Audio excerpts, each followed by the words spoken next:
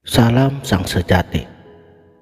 Dalam kesunyian yang hanya dihuni oleh zikir dan nafas yang diatur oleh kesadaran ruhani, Syekh Yusuf Taj Al-Makassari, beliau merenungi samudra luas yang menjadi saksi pengasingannya di tanah jauh Afrika, tempat takdir membawanya sebagai seorang pejuang dan pembebas.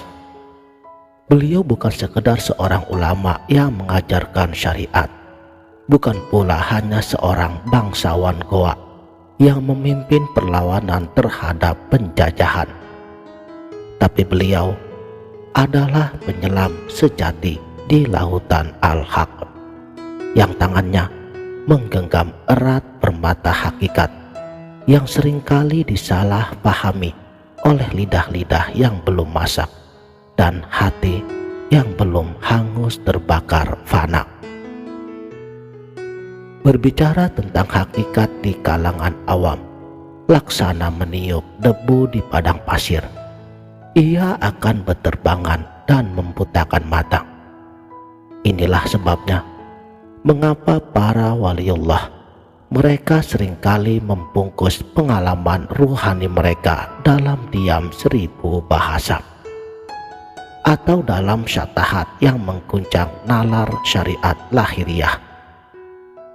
Syekh Yusuf Al-Makassari memahami betul risalah agung ini, bahwa di sebalik cangkang syariat yang kokoh tersimpan intisari yang lembut bagai cahaya di sebalik kaca.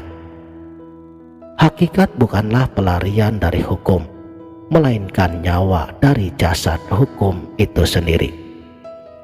Sebagaimana tubuh tanpa roh hanyalah bangkai, demikian pula amal ibadah tanpa hakikat hanyalah gerak tanpa rasa. Punggung yang membungkuk, tapi hati tegak menatap selainnya. Beliau mengajarkan kepada para muridnya bahwa perjalanan ini adalah perjalanan menuju ketiadaan. Sebuah paradoks agung. Untuk ada bersama yang maha ada, manusia harus tiada. Disinilah letak rahasia fana dan baqo yang diuraikan oleh para sufi sebelumnya, seperti Syekh Abu Yazid Al-Bustami. Ketika seorang salik telah mencapai tingkatan lakul yakin sampai kepada kamalul yakin, maka hijab-hijab wujud jasmani mulai luruh. Ia tidak lagi melihat batu sebagai batu, kayu sebagai kayu, atau manusia sebagai jasad yang berdiri sendiri. Pandangannya telah ditembusi oleh nur ilahi, sehingga ia mendapati al-haq tampak pada segala sesuatu. Inilah rahasia daripada ucapan Sayyidina Ali bin Abi Thalib, "Aku tidak melihat sesuatu kecuali melihat Allah di dalamnya." Ia melihat pencipta bukan sebelum, bukan pula sesudah, atau bukan pula bersamanya, melainkan meliputi setiap ciptaannya yang melampaui dikotomi ruang dan waktu. Dalam risalahnya, Syekh Yusuf Taj Al-Makassari membedah tingkatan kiblat dengan sangat teliti untuk menghindarkan para penempuh jalan ruhani dari jurang kesesatan. Ada kiblat amal, tempat jasad dan dahi seorang hamba menyentuh bumi.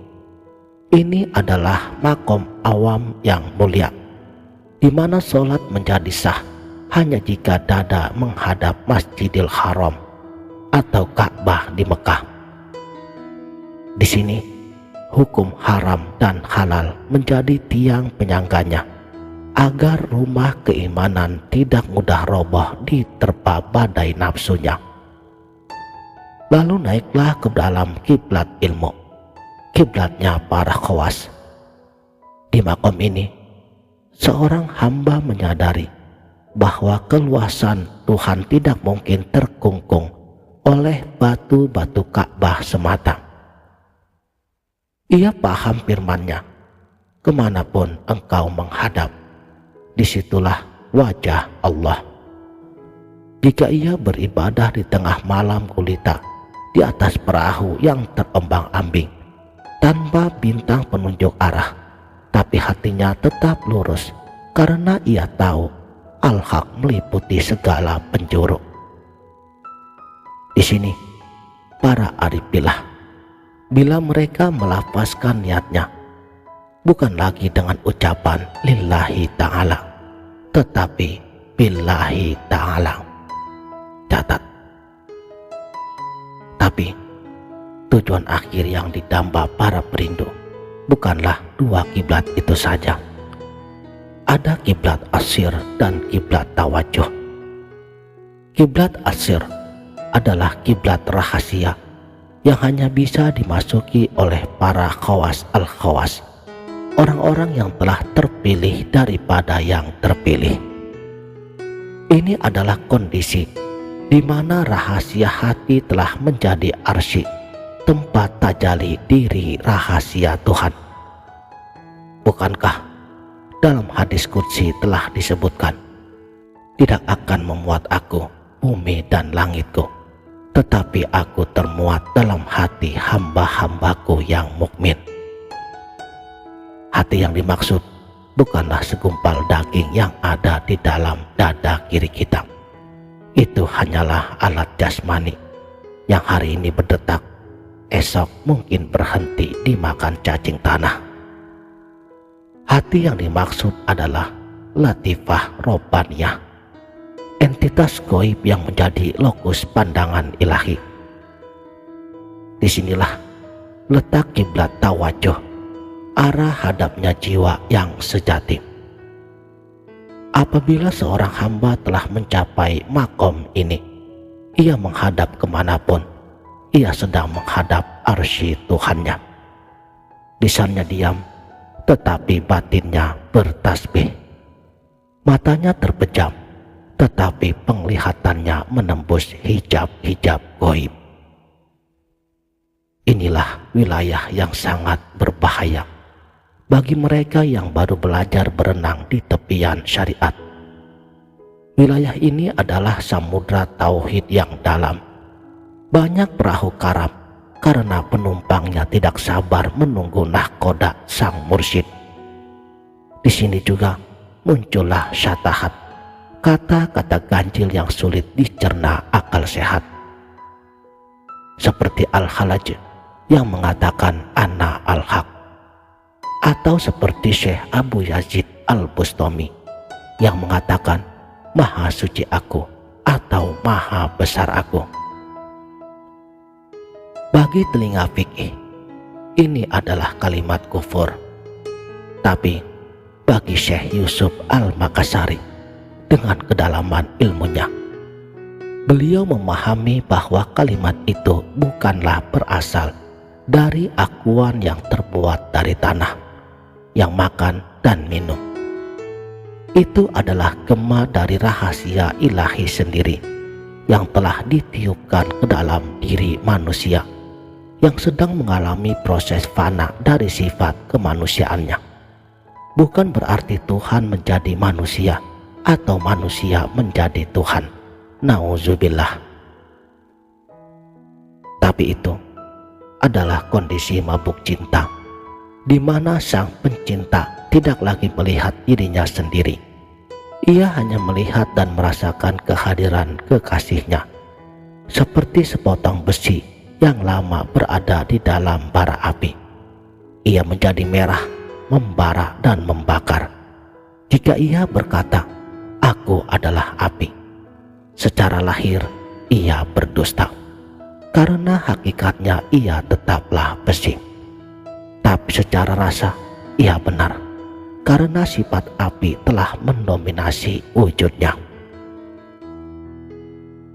Saudaraku, sang sejati, Syekh Yusuf Taj Al-Makassari, beliau tidak mengajarkan hulul ataupun ittihad secara vulgar kepada sembarangan orang. Beliau adalah ulama pewaris para nabi yang tahu persis bahwa hikmah harus diletakkan pada tempatnya. Di tengah gelombang perjuangan melawan penindasan kolonial, beliau mengajarkan bahwa jihad yang paling besar adalah jihad melawan diri sendiri menuju hakikat, bahwa pedang dan tombak adalah sarana syariat, tapi ketenangan hati yang telah sampai kepada hakul yakin hingga kamalul yakin adalah senjata pamungkas yang tidak bisa direbut oleh penjajah manapun. Makanya bagi para penempuh jalan ini, khususnya para penyimak setia channel YouTube Sang Sejati, bahwa memahami hakikat berarti memahami kemurnian tauhid, bahwa tidak ada wujud sejati kecuali wujudnya. Wujud kita semua, gerak kita semua, dan diamnya kita semua adalah pinjaman dari bayangan nur wujudnya. Inilah puncak dari segala pengetahuan, yaitu ketika kita menyadari bahwa kita ini tidak memiliki daya dan upaya. La haula wala quwata illa billah. Dan di puncak kesadaran itulah seorang hamba menemukan istirahat abadi dalam pelukan keesaannya. Demikianlah, terima kasih telah menonton. Salam